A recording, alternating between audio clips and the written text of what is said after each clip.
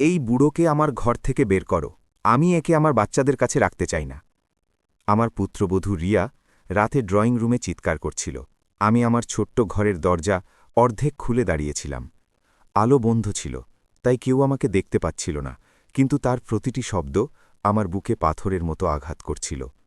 আমার ছেলে অমিত নিচু গলায় বলল, রিয়া, আস্তে কথা বলো, বাচ্চারা জেগে যাবে। রিয়ার গলা আরও চড়ে গেল। জাগতে দাও ওদের, ওদেরও সত্যিটা জানা উচিত। তোমার বাবা অসুস্থ, খিটখিটে, খুব একটা টাকাও দেন না, আর তার ওপর প্রতি মাসে অল্প কিছু টাকা দেন। এটা কি কোনো হোটেল? ওনার দায়িত্ব সামলাতে সামলাতে আমি ক্লান্ত। আমি দরজার চৌখাট শক্ত করে ধরলাম। মনে হালকা একটা ব্যথা উঠল। সেটা কি হার্টের রোগের ব্যথা ছিল, নাকি ছেলে ও বৌমার কথার আঘাত, সেটা বুঝতে পারছিলাম না। তখনই আমার কার্ডিওলজিস্টের কথা মনে পড়ল। রাজেশজি, আপনার হার্ট একটু দুর্বল। ওষুধ, পথ্য আর মানসিক চাপ কম রাখলে ২৫ বছর আরামে বাঁচবেন। এটা মৃত্যুর রায় নয়, সামলে চলার মতো রোগ। আমি ভেবেছিলাম যে বাড়িতে এলে সবাই মিলে আমার যত্ন নেবে। আমিও বাচ্চাদের পড়াশোনায় সাহায্য করব, রান্নাঘরে ছোটখাটো কাজ করব, একটা পরিবারের মতো থাকব। কিন্তু এখানে তো আমি তাদের জন্য বোঝা হয়ে গেছি। রিয়া তখনও বলছিল, অমিত, এই দুটো রুম আমরা বাচ্চাদের জন্য ব্যবহার করতে পারতাম, tuition, play area, guest room. কিন্তু না, আমাদের অসুস্থ বাবাকে এখানে রাখতে হচ্ছে। প্রতি মাসে ইএমআইতে যে টাকা যাচ্ছে, সেটা আমাদের জীবন খেয়ে নিচ্ছে। আর তোমার বাবা শুধু সামান্য কিছু টাকা দিয়ে মনে করেন অনেক বড় উপকার করছেন। অমিত অসহায়ভাবে বলল, তাহলে আমি কি করব? কোথায় পাঠাবো ওনাকে? যেখানেই হোক পাঠাও। রিয়া এক মুহূর্ত না ভেবে বলল, ভাড়ার ঘরে রাখো, ওল্ড এজ হোমে দিয়ে এসো।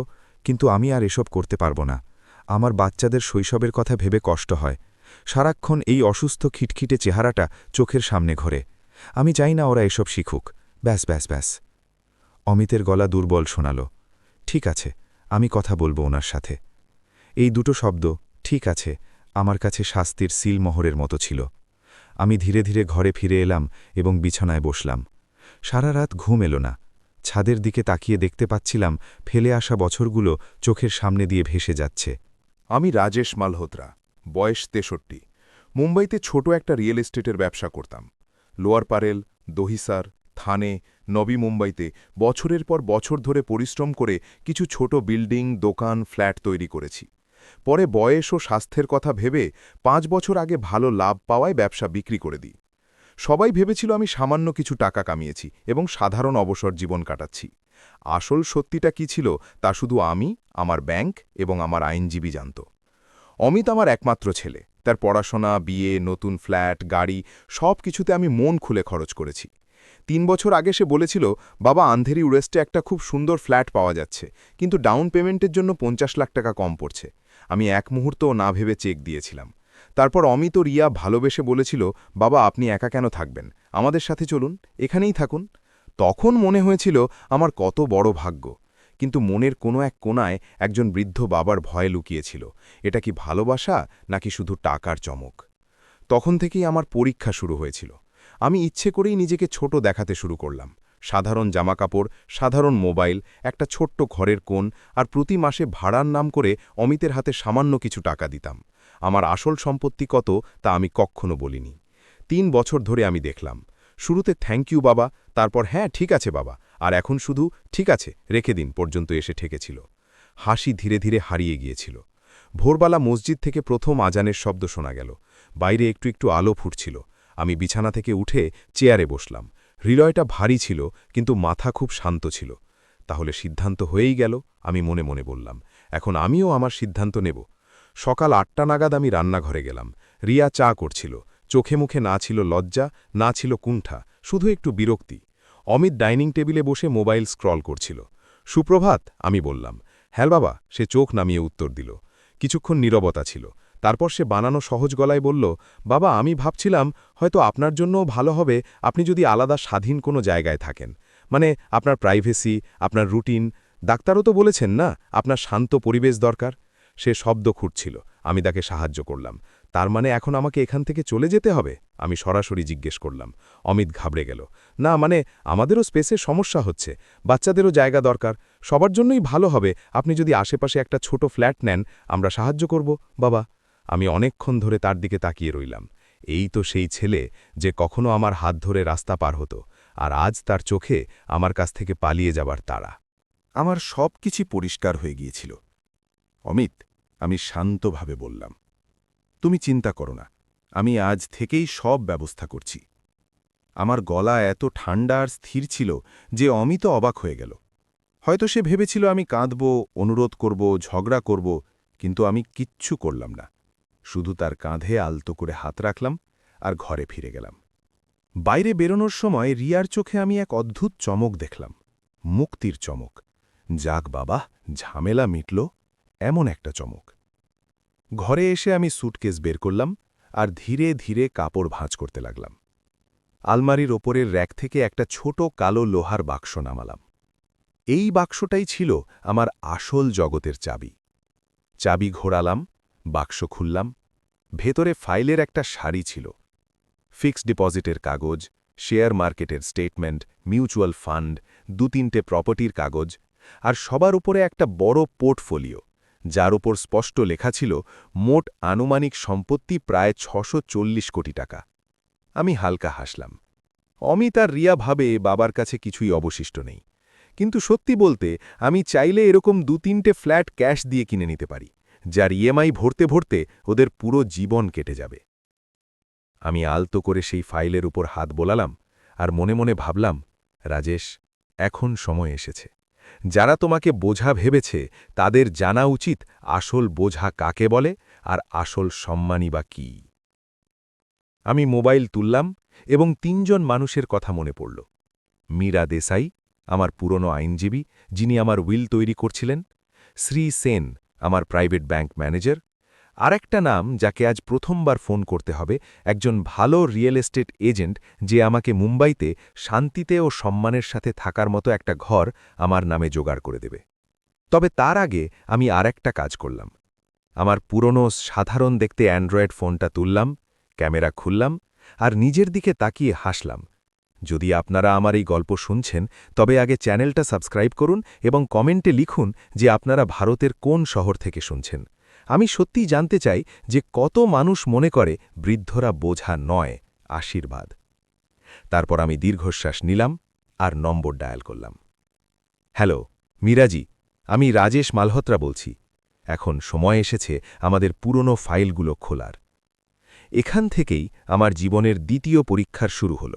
সকালের চা আমি রোজকার মতোই নিজে বানালাম। আগে রিয়া জেদ করে আমাকে চা এনে দিত। বাবা, আপনি বসুন, আমি করছি। আজ গ্যাসের কাছে দাঁড়িয়ে একটি জিনিস পরিষ্কার বুঝতে পারলাম, সম্মান টাকা দিয়ে পাওয়া যায় না, সেটা মন থেকে মেলে। আর যখন মন ছোট হয়ে যায়, তখন যত বড় অঙ্কই হোক না কেন, তা মনকে বড় করতে পারে না। চায়ের প্রথম চুমুক নিলাম আর তারপর টেবিলে রাখা ফাইলগুলোর দিকে তাকালাম। কালো লোহার বাক্স, ব্যাংকের নীল সাদা ফাইল, প্রপার্টির সবুজ কাগজ, এইসব এত বছর ধরে আলমারিতে শান্তভাবে পড়েছিল, আর বাড়ির লোকেরা ভাবছিল বাবার কাছে শুধু সামান্য কিছু পেনশন আছে। সেই দিন আমি ঠিক করলাম, এখন এই কাগজগুলো শুধু কাগজ থাকবে না, এগুলো সত্যের আয়না হয়ে উঠবে। ব্যাংক ম্যানেজারের সাথে দেখা করার সিদ্ধান্ত নিয়ে আমি প্রথমে শ্রী সেনকে ফোন করলাম। নমস্কার সেন সাহেব, রাজেশ মালহোত্রা বলছি। তিনি সাথে সাথে চিনে ফেললেন। আরে রাজেশজি, কোথায় গায়েব হয়ে গিয়েছিলেন? ব্রাঞ্চে কবে আসছেন? আমি হালকা হেসে বললাম, সেটা জিজ্ঞেস করতেই ফোন করেছিলাম, আজই আসছি। একটু প্রস্তুতি নিতে হবে, পুরনো ফাইলগুলোর ওপরের ধুলো ঝাড়তে হবে। নিশ্চয়ই আসুন, বাকি সব আমরা দেখছি, তিনি বললেন। আমি কাপড় বদলালাম এবং সেই সাধারণ পুরনো কুর্তা পায়জামাই পরলাম, যা দেখে অমিত আর রিয়া ভাবত বাবা এখন সেকেলে হয়ে গেছেন। ইচ্ছে করেই কোনো দামি ঘড়ি বা বিশেষ জুতো পরলাম না। আরও কিছুক্ষণ ওই সাধারণ পুরনো বাবাই থাকতে চেয়েছিলাম। ঘর থেকে বেরোনোর সময় রিয়া রান্নাঘরে সবজি কাটছিল। আমি একটু বাইরে যাচ্ছি, আমি সহজভাবে বললাম। ঠিক আছে, সে না তাকিয়েই উত্তর দিল। দুপুরের খাবারের মধ্যে চলে আসবেন, বাচ্চাদের টিউশন আছে, আমি একা সামলাতে পারি না। মনে হলো জিজ্ঞেস করি, আমি এই বাড়ি থেকে চলে যাওয়ার পর কে সামলাবে? কিন্তু কিছুই বললাম না। জুতো পরে বেরিয়ে পড়লাম। ব্যাংকে পা রাখতেই ঠান্ডা হাওয়া আর মেশিনের হালকা বিপ শব্দে স্বাগত জানানো হলো। স্টাফদের পেছনে বসে থাকা কিছু পুরনো মুখ আজও আমাকে চিনত। এক স্টাফ হেসে বলল, নমস্কার আঙ্কেল, অনেকদিন পর। আমিও হেসে মাথা নাড়লাম। বাবা জীবন, বুড়ো মানুষরা শেষমেশ সেখানেই ফেরে যেখানে তারা আপনত্ব পায়, তা সে ব্যাংক হোক বা মন্দির। ওপরের কেবিনে শ্রী সেন আমার জন্য অপেক্ষা করছিলেন। হাত মিলিয়ে বললেন, রাজেশজি, আপনার পোর্টফোলিও আজও আমাদের ব্রাঞ্চের সবচেয়ে শক্তিশালী পোর্টফোলিওগুলোর মধ্যে অন্যতম। আজকাল কি করছেন? বিশ্রাম নিচ্ছেন তো? আমি চেয়ারে বসতে বসতে বললাম, এখন তো শুধু বিশ্রামই, করার মতো আর কিছু বাকি নেই। শুধু একটা যাত্রা বাকি, আমার টাকার আর আমার আত্মসম্মানের। তিনি একটু অবাক হলেন। সব ঠিক আছে তো? সব ঠিক হয়ে যাবে, আমি শান্তভাবে বললাম। শুধু ২-৩টে কাজ করতে হবে। সবার আগে আমার সমস্ত সম্পত্তির আপডেটেড স্টেটমেন্ট চাই, FD, mutual fund, share, properties, সব কিছু। আর দ্বিতীয়ত, এমন একটা পরিকল্পনা চাই যাতে কিছু পরিমাণ টাকা সহজে সরানো যায়। কত টাকা? তিনি পেশাদার আন্দাজে জিজ্ঞেস করলেন। শুরুতে ৮-১০ কোটি ধরতে পারেন, আমি সরাসরি বললাম। এত বড় অঙ্কের কথা শুনে ব্যাংকারের মুখে সেই চেনা হালকা হাসির রেখা ফুটে উঠল। নিশ্চয়ই রাজেশজি, সব হয়ে যাবে, আপনি ১-২ ঘন্টা সময় দিন। আমি মাথা নেড়ে বললাম, আর একটা কথা, আমার পরিবার যেন এখনও এটাই ভাবে যে আমি একজন সাধারণ অবসরপ্রাপ্ত মানুষ। কোনো ফোন, কোনো মেসেজ যেন না যায়। সেন সাহেব শ্রদ্ধার সাথে বললেন, নিশ্চিন্ত থাকুন, ব্যাংক এবং গ্রাহকের গোপনীয়তা এখান থেকে বাইরে যায় না। মনে মনে ভাবলাম, ইস, বাড়িতেও যদি এমনটাই হতো। ব্যাংক থেকে বেরিয়ে আমি একজন রিয়েল এস্টেট এজেন্টকে ফোন করলাম, যে আগে আমার ডিলগুলোতে কাজ করত। নিখিল চৌহান? নিখিল, কেমন আছো? রাজেশ স্যার, আপনি তো গায়েবই হয়ে গিয়েছিলেন। আজও আমরা নতুন লোকদের আপনার উদাহরণ দিই কিভাবে ডিল করতে হয়। আমি হালকা হাসলাম। এখন একটা শেষ ডিল করতে হবে, এবার নিজের জন্য। মুম্বাইতে বা একটু বাইরে, শান্ত, লিফট আছে এমন সুরক্ষিত এবং বাচ্চাদের জন্য একটু বাগান আছে এমন একটা জায়গা। সে সাথে সাথে বুঝতে পারল। নিজের জন্য বাড়ি খুঁজছেন স্যার? হ্যাঁ, আমি দৃঢ়ভাবে বললাম, নিজের জন্য, আমার নামে, আমার টাকা দিয়ে। কোনো ইএমআই চলবে না। একেবারেই স্যার, ২-৩টে অপশন এখনই দেখাচ্ছি। আপনি কোথায় আছেন? এই তো ব্যাংক থেকে বেরোচ্ছি। পাওয়াই বা থানের দিকে কোনো খোলামেলা অপশন নিয়ে দেখা করো, আমি ট্যাক্সি করে আসছি। দুপুর নাগাদ আমরা একটা সুন্দর সোসাইটির সামনে দাঁড়িয়েছিলাম। বড় গেট, সিকিউরিটি গার্ড, ভেতরে গাছপালা, বাচ্চাদের পার্ক, একটা ছোট্ট মন্দির, আর দূর থেকে দেখা যাচ্ছে সুইমিং পুল। ভেতরে যাওয়ার সময় আমার নাতি-নাতনি সিয়া আর আয়ুষের কথা মনে পড়ছিল। সিয়ার বয়স ৮ বছর, সবসময় ড্রয়িং বুক নিয়ে বসে থাকে। আয়ুষ ৫ বছরের, সব কিছুকেই খেলনা বানায়। কখনো চামচকে গাড়ি বানায় তো কখনো বালিশকে পাহাড়। আমি ভাবলাম কোনোদিন যদি ওদের এখানে আনি, এই জায়গাটা ওদের জন্য স্বর্গের মতো হবে। নিখিল আমাকে একটা 3BHK ফ্ল্যাট দেখাতে নিয়ে গেল। হলে বড় বড় জানলা ছিল, যেখান দিয়ে প্রচুর সূর্যের আলো আসছিল। ব্যালকনি থেকে নিচে বাচ্চাদের পার্ক দেখা যাচ্ছিল, যেখানে অন্য কিছু বাচ্চা দোল খাচ্ছিল।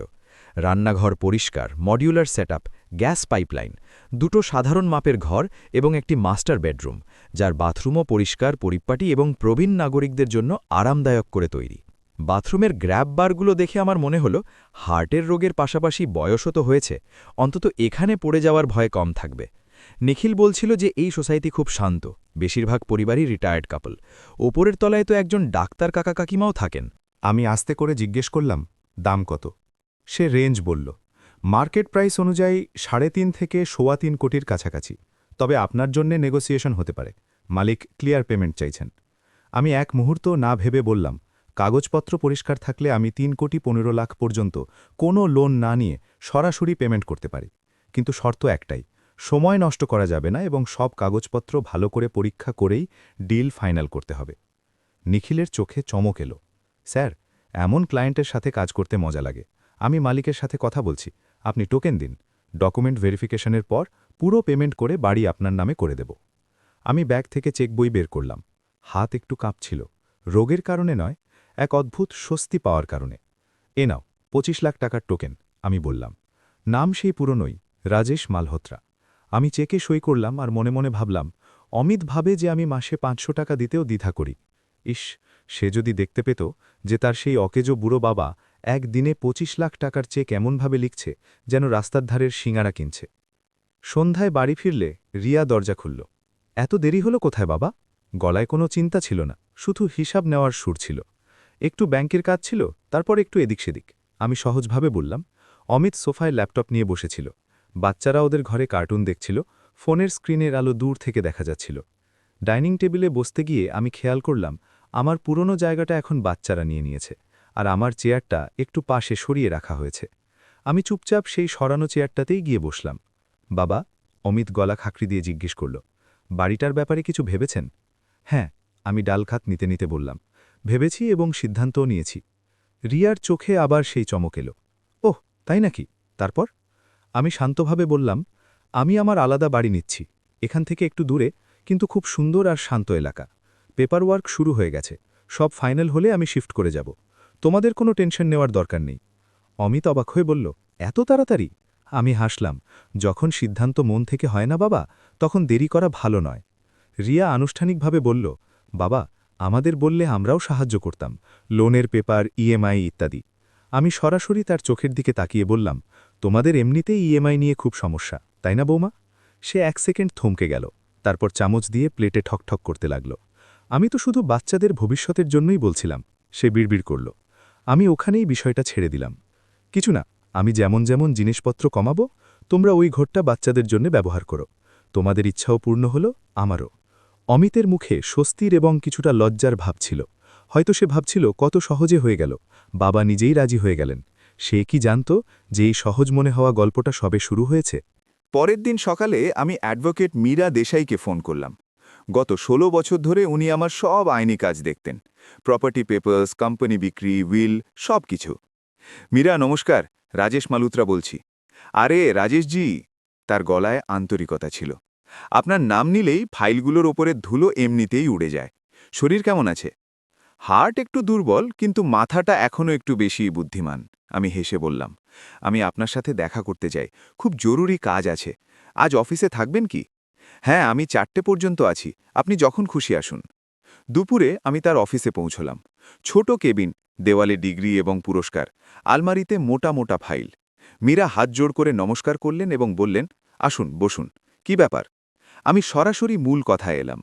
মীরাজি, আমাকে আমার উইল বদলাতে হবে। আর এবার শুধু কাগজ নয়, কিছু মানুষের জীবনও বদলাতে হবে। তিনি মনোযোগ দিয়ে আমার দিকে তাকালেন। মানে? আমি দীর্ঘশ্বাস নিলাম এবং গত কয়েকদিনে যা যা ঘটেছিল সব তাকে বললাম। ছেলে ও বৌমার রাতের কথোপকথন, আমাকে বাড়ি থেকে বের করার পরিকল্পনা, ৫০০ টাকার ইএমআই এর অভিযোগ এবং আমার নতুন বাড়ি নেওয়ার সিদ্ধান্ত।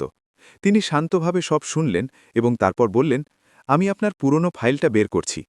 তিনি আলমারি থেকে একটা মোটা ফাইল বের করলেন, যার উপর বড় অক্ষরে লেখা ছিল Rajesh Malhotra, will and assets. ফাইলটা খুলতেই আমার সামনে পুরো তালিকা চলে এলো। Property, bank account, FD, mutual fund এবং শেষে পুরনো উইল, যাতে স্পষ্টভাবে লেখা ছিল যে আমার পুরো সম্পত্তির প্রধান উত্তরাধিকারী আমার ছেলে অমিত মালহোত্রা। মীরা বললেন, এই উইলটা আপনি তখন করেছিলেন যখন আপনার স্ত্রী বেঁচে ছিলেন এবং নাতি-নাতনিরা ছোট ছিল। তখন সবকিছু ঠিক ছিল, তাই আপনি সবকিছু অমিতের নামে করেছিলেন। এখন কি বদলাতে চান? আমি সরাসরি বললাম, সবকিছু। সবার আগে এই সম্পূর্ণ সম্পত্তি অমিতের নামে, এই লাইনটা কেটে দিন। মীরা কলম তুলতে তুলতে বললেন, ঠিক আছে, তাহলে কাকে কাকে রাখবেন? আমি ধীরে ধীরে বললাম, আমার নাতি-নাতনি সিয়া এবং আয়ুষের জন্য একটা ট্রাস্ট তৈরি করুন। তাদের পড়াশোনা, বিয়ে এবং ভবিষ্যতের জন্য প্রত্যেকের ৫০-৫০% অংশ রাখুন। বাকি বড় অংশটা চ্যারিটির জন্য, বৃদ্ধদের নিয়ে কাজ করে এমন সংস্থা, শিক্ষা এবং স্বাস্থ্যের জন্য দিয়ে দিন। অমিত এবং রিয়ার জন্য আমি একটু থামলাম। ওদের জন্য একটু পরিষ্কার কিন্তু বাস্তবসম্মত অংশ রাখুন, যাতে ওদের মনে না হয় যে আমি রাগের মাথায় সব কেড়ে নিয়েছি। কিন্তু এতটাও দেবেন না যাতে ওরা আবার কাউকে বোঝা মনে করতে শুরু করে। মীরা নোট করতে করতে বললেন, সিদ্ধান্তটা খুব ভেবেচিন্তে নেওয়া মনে হচ্ছে। অমিত এইসব কিভাবে জানবে? আমি হাসলাম। এটাই তো আসল খেলা মীরাজি। আমি চাই না ওরা এসব রাগের কোনো চিঠি থেকে জানুক, বরং সত্যের মাধ্যমে জানুক। ব্যাংক স্টেটমেন্ট, সম্পত্তির কাগজ সব এক জায়গায় তৈরি রাখুন। তারপর একদিন ওদের অফিসে ডাকুন, যেমন কোনো সাধারণ আলোচনার জন্য ডাকা হয়। আমিও সেখানে থাকব। আর ওদের সামনে যখন আপনি ওই ফাইলটা খুলবেন, তখন ওরা বুঝতে পারবে যে যাকে ওরা বোঝা ভেবে ঘর থেকে বের করে দিচ্ছিল, সেই বাবার কাছে কতটা আশীর্বাদ ছিল। মীরা আমার দিকে তাকিয়ে রইলেন। না ছিল রাগ, না ছিল প্রতিশোধের আগুন, শুধু একটা শান্ত, ভারসাম্যপূর্ণ সিদ্ধান্ত। আপনি কি ওদের শাস্তি দিতে চান নাকি শিক্ষা? তিনি আস্তে করে জিজ্ঞেস করলেন। আমি না থেমে বললাম, দুটোর কোনোটিই নয় মীরাজি। আমি চাই ওরা ফলাফলটা দেখুক এবং তারপর নিজেরাই বেছে নিক লজ্জা নিয়ে বাঁচবে নাকি নিজেকে বদলাবে। আমার দিক থেকে দরজা বন্ধ হবে না, কিন্তু চৌকাঠটা উঁচু হবে। সেটা পার হতে গেলে ওদের মাথা নোয়াতে হবে।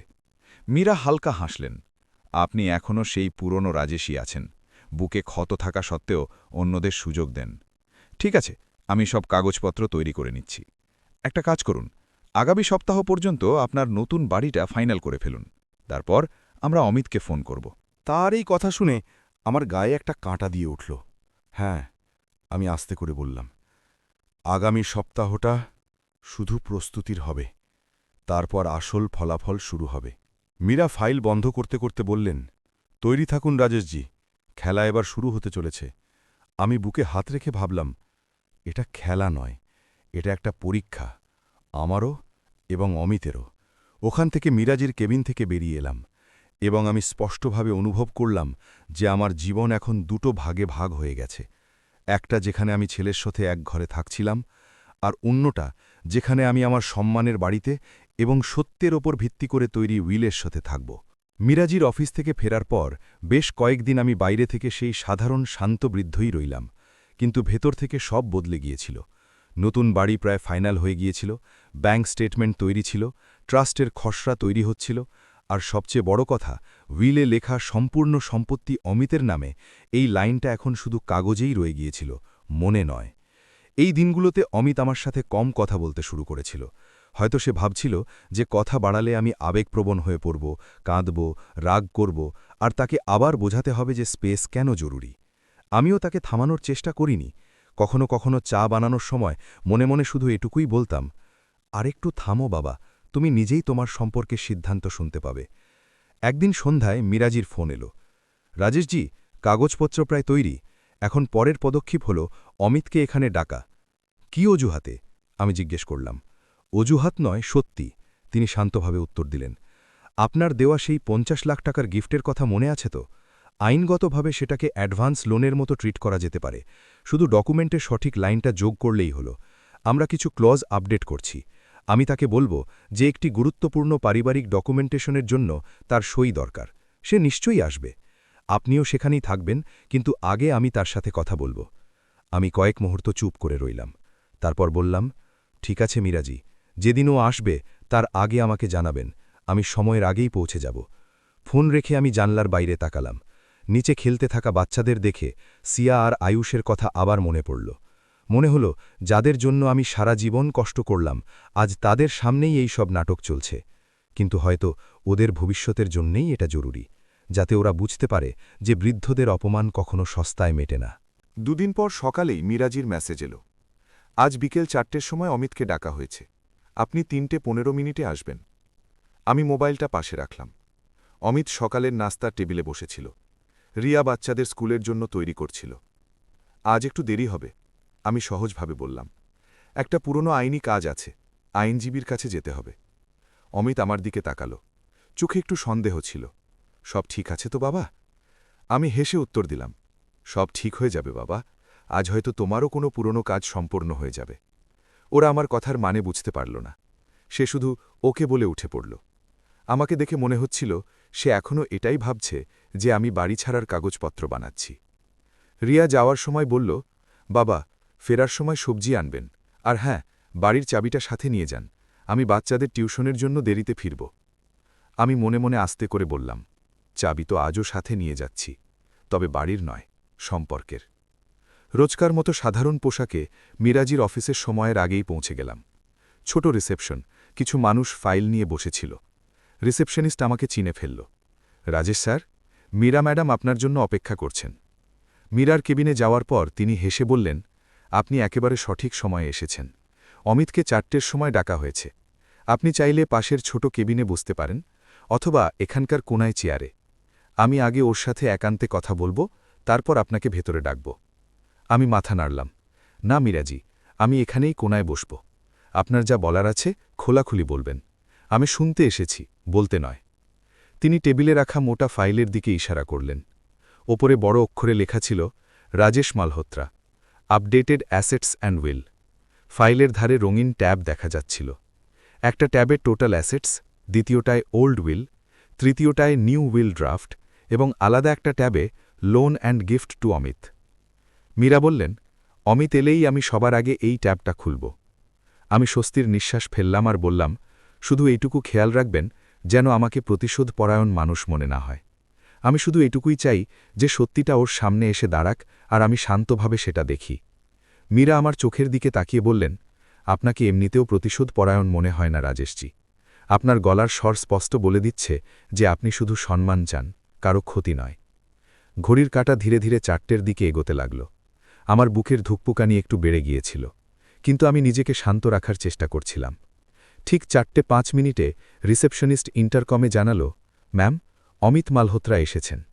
মীরা আমার দিকে তাকিয়ে বললেন, তৈরি? আমি দীর্ঘশ্বাস নিয়ে বললাম, হ্যাঁ, এখন যা হওয়ার এখান থেকেই শুরু হবে। অমিত যখন ভেতরে এলো তখন তার পরনে ছিল সাধারণ কর্পোরেট শার্ট, পরিপাটি প্যান্ট, চকচকে জুতো আর দামি ঘড়ি। সে রোজকার মতো আত্মবিশ্বাস দেখানোর চেষ্টা করছিল, কিন্তু চোখের মধ্যে হালকা ঘাবড়ানোর ভাব স্পষ্ট দেখা যাচ্ছিল। নমস্কার ম্যাম। সে ঝুঁকে নমস্কার করল। তারপর কোনায় বসে থাকা আমাকে দেখে বলল, বাবা আপনিও? আমি হালকা হেসে বললাম, হ্যাঁ বাবা, আমিই তো। বলেছিলাম না আইনি কাজ আছে। সে সামনের চেয়ারে বসল। মীরা ফাইল খুললেন এবং অত্যন্ত পেশাদারভাবে কথা বলতে শুরু করলেন।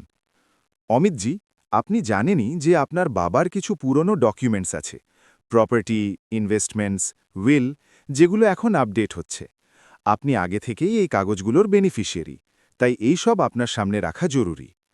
অমিত একটু সামলে নিয়ে কিন্তু তখনও রিল্যাক্সডভাবে বলল, হ্যাঁ ম্যাম, যা পেপার্স থাকবে আমি সই করে দেব। বাবা তো আমাদের সাথেই থাকেন, ওনার জিনিসগুলো শেষমেশ পরিবারের মধ্যেই তো আসবে। মীরা হালকা হাসির রেখা চেপে বললেন, ভবিষ্যৎ সত্যিই খুব ইন্টারেস্টিং অমিতজি। চলুন এখান থেকে শুরু করা যাক। তিনি ফাইলের প্রথম ট্যাবটা খুললেন, টোটাল অ্যাসেটস। এই শিরোনামের নিচে কাগজে স্পষ্ট লেখা ছিল flats, plots, FD, mutual funds, share portfolio, সব মিলিয়ে একটা লাইন ছিল, মোট আনুমানিক সম্পত্তি প্রায় 640 কোটি টাকা। অমিতের নজর ওই সংখ্যাটার ওপর আটকে গেল। সে নিজেও একটা ভালো চাকরি করত, বেতনও ভালো ছিল, কিন্তু এত বিশাল পরিমাণ টাকা সে কখনো তার বাবার নামে কল্পনাও করেনি। ম্যাম, সে তোতলে উঠল, এই সব বাবার নামে আছে? মীরা একদম শান্তভাবে বললেন, হ্যাঁ, আর এর মধ্যে বেশিরভাগ প্রপার্টি আপনি কখনো দেখেনওনি, কারণ আপনি যখন ছোট ছিলেন তখনই এগুলো তৈরি করা শুরু হয়েছিল। আমি কোনায় শান্ত হয়ে বসে সব দেখছিলাম। ওর মুখের ভাব বদলাচ্ছিল, প্রথমে বিস্ময়, তারপর অবিশ্বাস, আর তারপর মনের মধ্যে কোথাও একটা দ্রুত হিসেব শুরু হয়ে গেল। এই সব কোনোদিন আমার নামে এলে তো। মীরা ওর চিন্তার শৃঙ্খল ওখানেই থামিয়ে দিলেন। অমিতজি, আপনার যদি সন্দেহ থাকে তবে এই দেখুন, bank statement, property registry, company sale documents, সব এখানে আছে। তিনি একটা একটা করে ফাইল ওর সামনে সরিয়ে দিলেন। অমিত কাগজগুলোর ওপর আঙুল ঘোরাল। কিছু জায়গায় সই চেনার চেষ্টা করল। সব জায়গায় একটাই সই ছিল, রাজেশ মালহোত্রা। সে আমার দিকে তাকাল, বাবা, আপনি কখনো বলেননি? আমি শান্তভাবে উত্তর দিলাম, কারণ আমার মনে হতো যতক্ষণ তুমি আমাকে মানুষ হিসেবে দেখছ ততক্ষণ আমার টাকার অঙ্ক দেখানোর দরকার নেই। ঘরে মুহূর্তের জন্য নীরবতা ছেয়ে গেল। মীরা পরের ট্যাবটা খুললেন। এবার আসি সেই অংশে যা সরাসরি আপনার সাথে সম্পর্কিত, 50 লাখ টাকার গিফট। অমিত একটু সোজা হয়ে বসল। হ্যাঁ, বাবা 3 বছর আগে আমার ডাউন পেমেন্টে সাহায্য করেছিলেন, আমরা সেটাকে সবসময় আশীর্বাদ আর গিফট হিসাবেই মেনেছি। মীরা হালকা হাসি চেপে বললেন, হ্যাঁ, কাগজেও সেটা গিফট হিসাবেই উল্লেখ করা আছে, কিন্তু সেই সময় একটা অতিরিক্ত লাইন ঢোকানো হয়েছিল, যাতে ভবিষ্যতে দরকার পড়লে এই টাকাকে লোনের মতো ব্যবহার করা যায়। সেই দিন আপনি তাড়াহুড়োয় ছিলেন, তাই শুধু সই করে দিয়েছিলেন।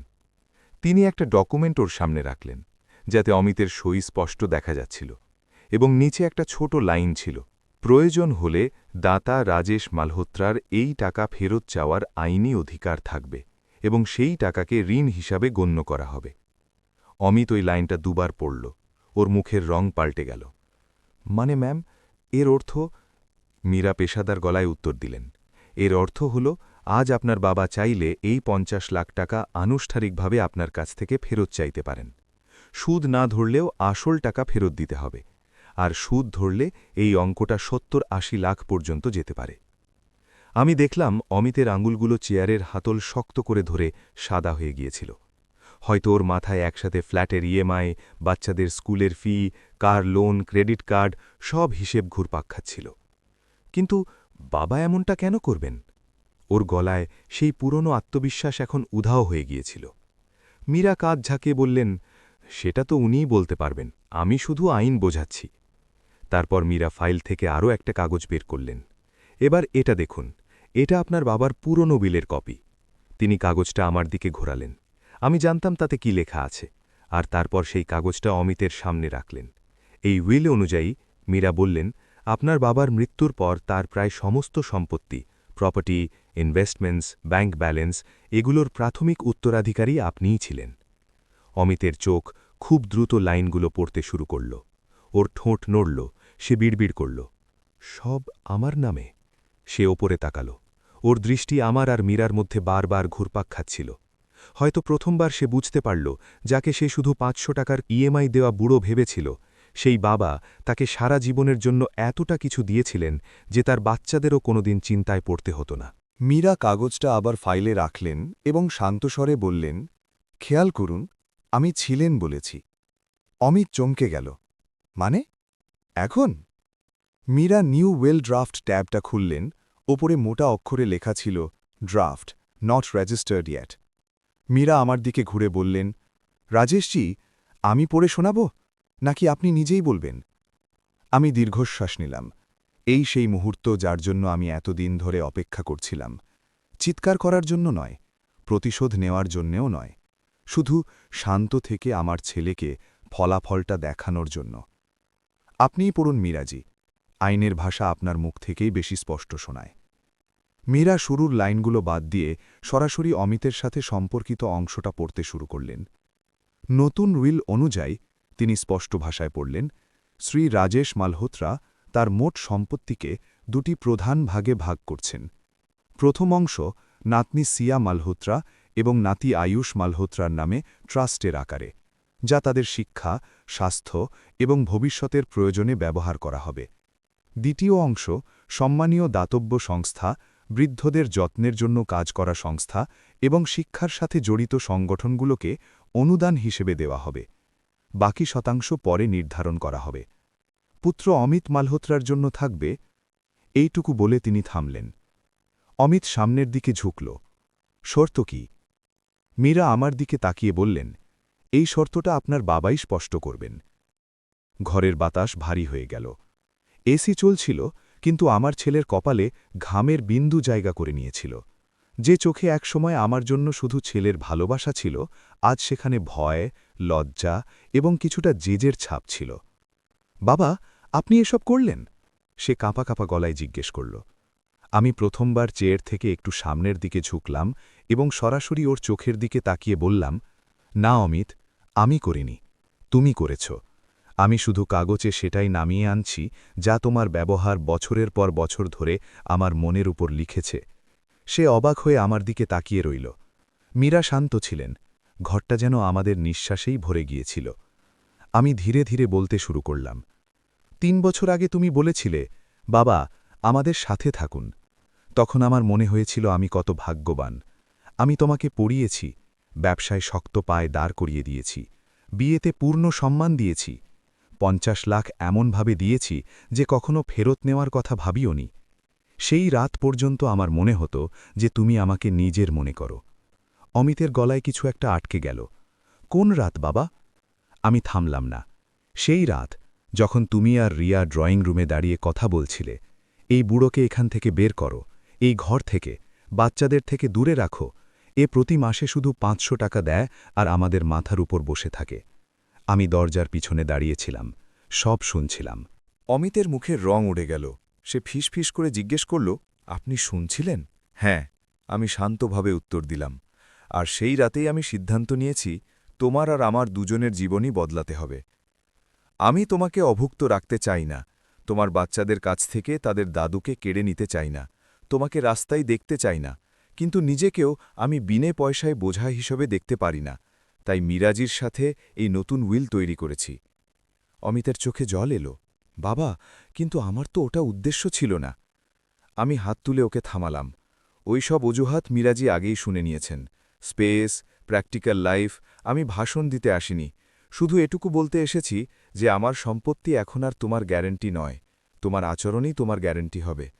আমার নাতিনাতনিদের ভবিষ্যৎ আমার কাছে তোমার চেয়ে বেশি গুরুত্বপূর্ণ, কারণ ওরা আজ পর্যন্ত আমাকে কখনো বোঝা বলেনি। ওর চোখ থেকে এক ফোঁটা জল টেবিলের ওপর পড়ে ভেঙে গেল। বাবা, আপনি আমার থেকে সব কেড়ে নিচ্ছেন। না অমিত, তুমি তোমার ভুল আচরণের মাধ্যমে যা কামিয়েছ আমি সেটাই দিচ্ছি। আগে সব ছিল, এখন একটুখানি থাকবে। আগে সব শর্তহীন ছিল, এখন কিছু শর্ত থাকবে। আর ৫০ লাখের ব্যাপারে আমি একটু থামলাম। অমিত নিঃশ্বাস আটকে আমার দিকে তাকিয়েছিল। মীরা ফাইলের কোনায় আঙুল রেখে থেমেছিলেন। ৫০ লাখ এখন আমার কাছে টাকা নয়, ওটা একটা পরীক্ষার ফি। আর তোমাকে সেই ফি ভরতে দেব কি দেব না সেটা আমি এখনও ঠিক করিনি। তোমার পরবর্তী পদক্ষেপের ওপর সেটা নির্ভর করবে। অমিত চেয়ারে ধসে পড়ল। ওর কাছে এটা শুধু টাকার প্রশ্ন ছিল না, নিজের বাবার চোখে সে কতটা ছোট হয়ে গেছে সেটার উপলব্ধি ছিল। মীরা ফাইল বন্ধ করলেন। আপাতত এ পর্যন্তই, তিনি পেশাদার গলায় বললেন। নতুন উইল ড্রাফট আকারে আছে। রেজিস্ট্রেশনের আগে পরিবার হিসেবে যদি কোনো স্পষ্ট পরিবর্তন দেখা যায় তাহলে কিছু অংশ সমন্বয় করা যেতে পারে, কিন্তু ট্রাস্ট আর চ্যারিটির মূল কাঠামো এখন প্রায় নিশ্চিত। অমিত কাঁপা কাঁপা গলায় জিজ্ঞেস করল, মানে এখনও কিছু পরিবর্তন হতে পারে? মীরা কাজ ঝাঁকালেন। আপনার বাবা বেঁচে আছেন, সম্পূর্ণ সজ্ঞানে আছেন। উইল পুরোপুরি তার হাতে। তিনি চাইলে সব দিতে পারেন অথবা পুরোপুরি দূরেও রাখতে পারেন। এরপর কি হবে সেটাই ঘরের বাইরে আপনারা তিনজন যে বাস্তব জীবন যাপন করবেন তার উপর নির্ভর করছে। ঘরে এক ভারী নীরবতা নেমে এলো। আমি চেয়ারের হাতলের ওপর থেকে মুঠি আলগা করলাম। মিরাজি, আজকের মতো এটুকুই যথেষ্ট, আমি বললাম। পরবর্তী আলোচনা অন্য কোনো দিন হবে। আমি ধীরে ধীরে উঠলাম। দরজার দিকে যাওয়ার সময় অনুভব করলাম প্রতিটা পা ফেলার সাথে সাথে আমার কাঁধের ওপর থেকে বোঝা হালকা হচ্ছিল। আর হয়তো আমার ছেলের কাঁধের ওপর দায়িত্বের ভার প্রথমবার চাপছিল। আমি কেবিনের দরজা খুলতেই পিছন থেকে অমিতের ভাঙা গলা ভেসে এলো, বাবার বাড়ি কবে আসবেন? আমি ঘুরে ওর দিকে তাকালাম। ওর চোখে প্রথমবার ভয় ছিল না, ছিল আকুতি। আমি শুধু এটুকুই বললাম, বাড়ি এখন দুটো অমিত, একটা তোমার, একটা আমার। আসল বাড়ি কোনটা সেটা তোমাকেই ঠিক করতে হবে। আমি আস্তে করে দরজা বন্ধ করে দিলাম। বাইরের গ্যালারির আলো ভেতরের ওই ভারী পরিবেশের চেয়ে সম্পূর্ণ আলাদা মনে হচ্ছিল, যেন একটা নতুন অধ্যায় শুরু হতে চলেছে। খেলা এখনও শেষ হয়নি। এটা তো শুধু প্রথমবার ছিল যখন আমার ছেলে দেখল যে বাবার নীরবতার পিছনে শুধু দুর্বলতা নয়, বরং কোটি কোটি টাকার সত্য আর বহু বছরের চেপে রাখা যন্ত্রণাও লুকিয়ে থাকতে পারে। মিরাজির অফিস থেকে ফেরার সময় আমার পকেটটা হালকা ছিল, কিন্তু মনটা অদ্ভুতভাবে ভারী আর হালকা দুটোই মনে হচ্ছিল। ভারী এই কারণে যে আমি আমার নিজের ছেলেকে তার বাস্তবের আয়না দেখিয়েছিলাম, আর হালকা এই কারণে যে এখন আমি নিজের সাথে আর মিথ্যে বলছিলাম না। অটোতে বসার পর ড্রাইভার জিজ্ঞেস করল, কোথায় যাবেন বাবা? আমি মনে মনে ভাবলাম, সত্যিই তো, এখন আমি কোথায় যাচ্ছি? সেই বাড়ির দিকে যেখানে আমাকে বোঝা বলা হয়েছিল, নাকি সেই নতুন বাড়ির দিকে যা এখনও কাগজের মধ্যেই সীমাবদ্ধ, কিন্তু যেখানে আমার সম্মান বজায় থাকবে? আন্ধেরি ওয়েস্ট, ইন্ডিয়ান ব্যাংকের পিছনের সোসাইটি, আমি আস্তে করে বললাম। সেই পুরনো বাড়ি যেখানে অমিত আর রিয়া আমার রোজকার অস্তিত্বকে সমস্যা মনে করছিল। অটোর ঠকঠক শব্দের মধ্যে মিরাজির কথাগুলো আমার বারবার মনে পড়ছিল। এখন পরবর্তী পদক্ষেপ বাইরের জগৎ নেবে রাজেশজি, আপনি শুধু সত্যকে জায়গা দিন।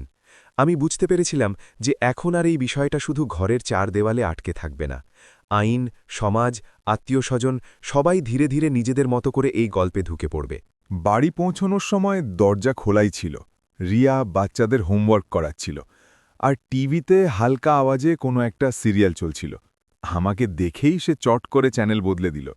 হয়তো সে ভেবেছিল আমি বকা দেব যে বাচ্চাদের সামনে এত ড্রামাটিক সিরিয়াল কেন দেখছ। এলেন বাবা? সে কৃত্রিম হাসি দিয়ে জিজ্ঞেস করল। হ্যাঁ, আমি জুতো খুলতে খুলতে বললাম।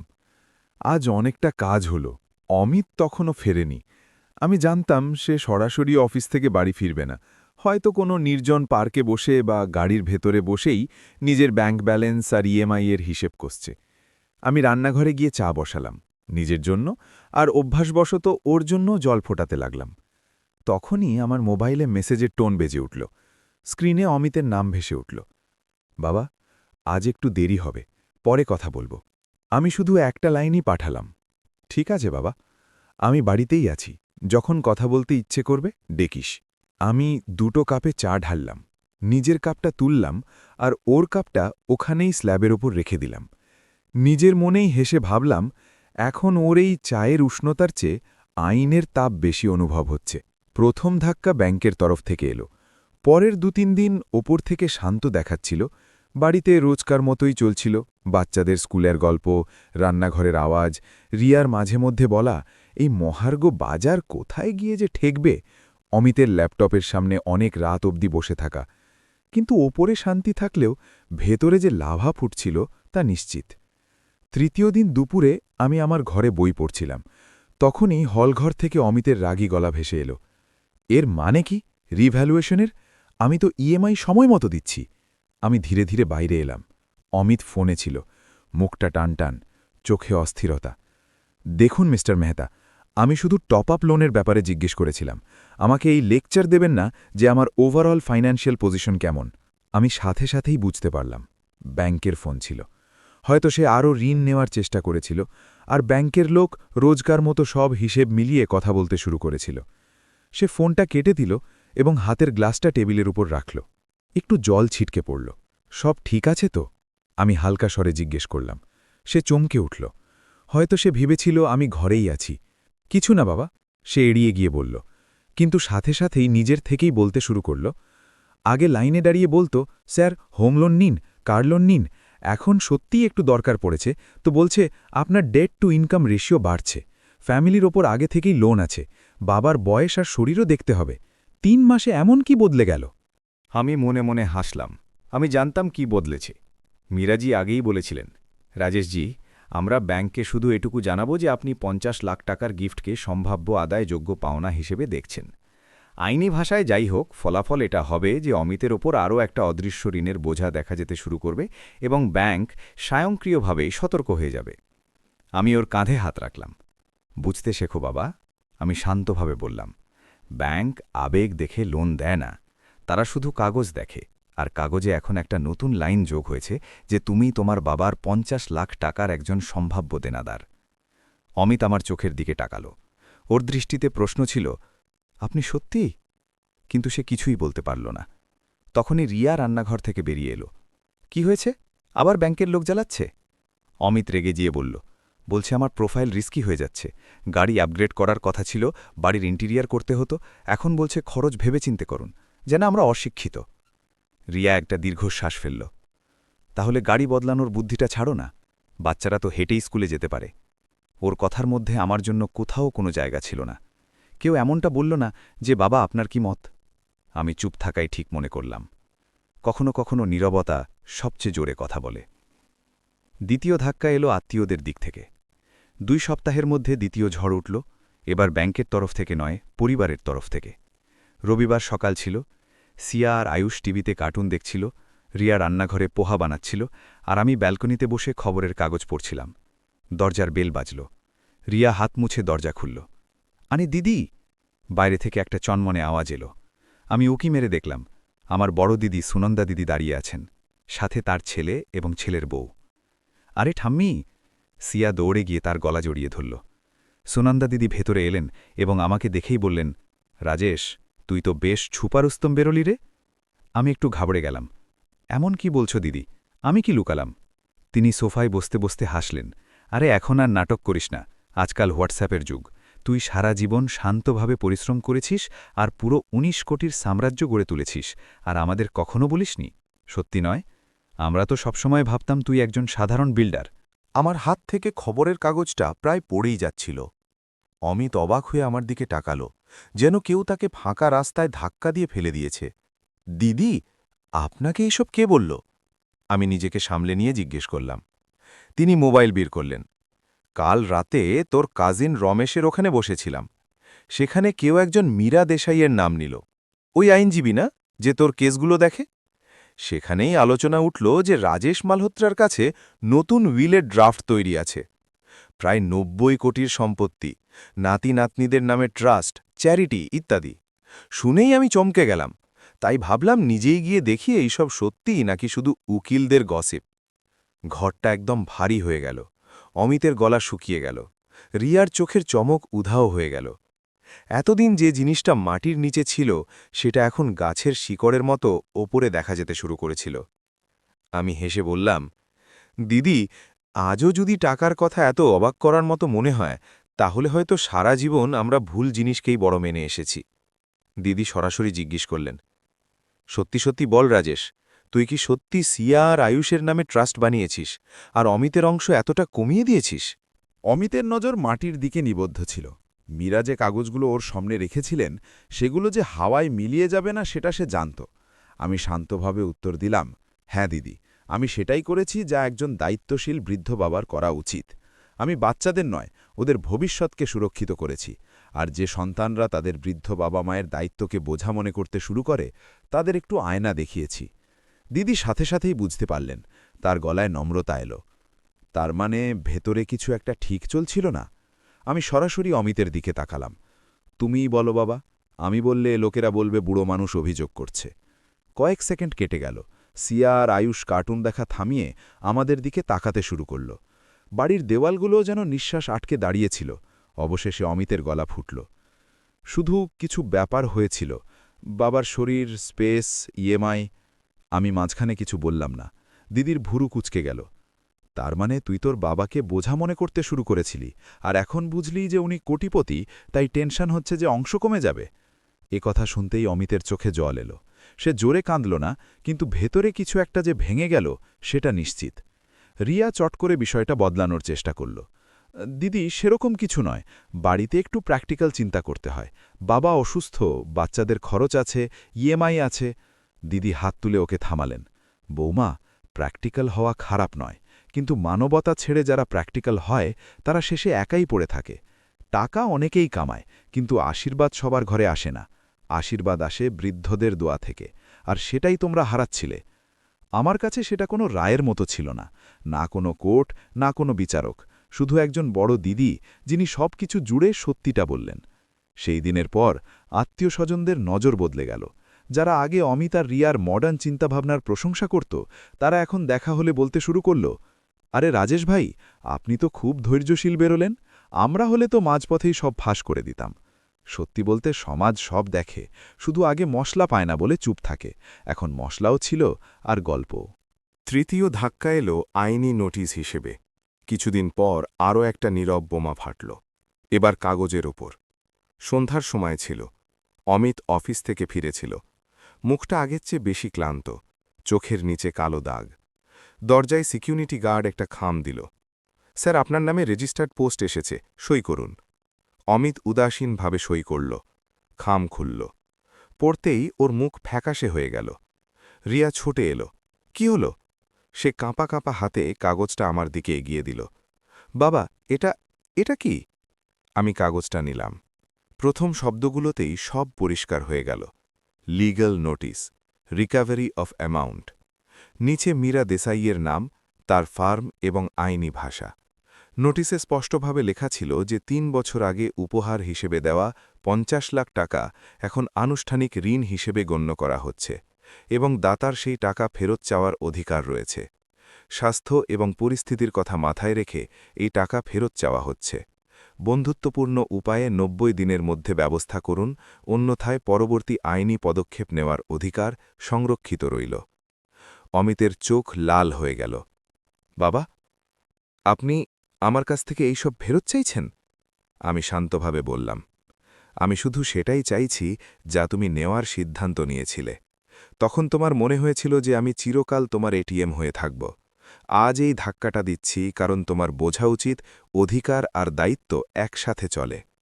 রিয়া চিৎকার করে উঠল, কিন্তু আমরা এইসব কিভাবে ফেরত দেব? ইএমআই চলছে, বাচ্চাদের ফি আছে, রোজগার খরচ আছে, এটা তো আমাদের ডুবিয়ে দেবে। আমি ওর দিকে তাকালাম। তুমি যখন বলছিলে যে এই বুড়োটা আমাদের বাচ্চাদের শৈশব খেয়ে নিচ্ছে, তখন কি আজকের দিনের কথা দেখতে পেয়েছিলে? তখন তোমার মনে হচ্ছিল যে ৫০-৬০ হাজারের ইএমআই আর ডাল তেলের দামই হল পৃথিবীর সবচেয়ে বড় বোঝা। আজ বুঝে নাও আসল বোঝা কাকে বলে। অমিতের গলা ভেঙে গেল। আপনি আমাদের ধ্বংস করে দেবেন বাবা? আমি মাথা নাড়লাম। যদি আমি তোমাদের ধ্বংস করতে চাইতাম তাহলে আজ উইল থেকে তোমার নামটাই কেটে দিতাম। নোটিসের অঙ্কটা সুদ সমেত সরাসরি কোর্টে ফেলতাম। ব্যাংককে তোমার সব তথ্য দিয়ে তোমার ক্রেডিট হিস্ট্রি নষ্ট করে দিতাম। কিন্তু আমি তেমন কিছুই করিনি। আমি শুধু তোমাকে ভয়ের ঝলক দেখিয়েছি, যাতে তুমি বুঝতে পারো যে যার কাছে ক্ষমতা থাকে সে তোমাকে পিষেও দিতে পারে। কিন্তু আমি পিষতে চাই না, আমি শুধু তোমাকে জাগাতে চাই। কিছুক্ষণ ঘরে সম্পূর্ণ নীরবতা ছিল। বাইরে থেকে আজানের আওয়াজ আসছিল, আর কোথাও দূরে মন্দিরের ঘণ্টাও বাজছিল।